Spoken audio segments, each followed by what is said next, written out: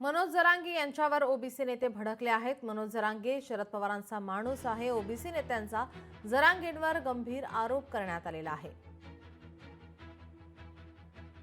OBC नेते बाळासाहेब सानप यांचं हे वक्तव्य त्यांच्याकडून आरोप करण्यात आलेला आहे। ओबीसी नेत्यांचा जरांगेंवर गंभीर आरोप।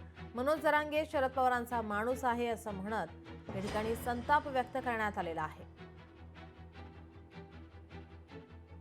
पाटील, तुम्हाला विनंती आहे की तुम्हाला मराठा समाजाचे तरुणाचे पुरळ डोके भडकवण्यापेक्षा त्यांना त्यांच्या पालक कष्ट करून ऊस तोडून त्यांचे उपजीविका भागवतात, मुलं शिकवतात आणि त्या मुलांना नोकरी कशी मिळेल या अशा पद्धतीने डोके भडकून त्यांचे डोके त्यांच्या डोक्यामध्ये एक वेगळी भूमिका घालून कधीही हे होणार नाही।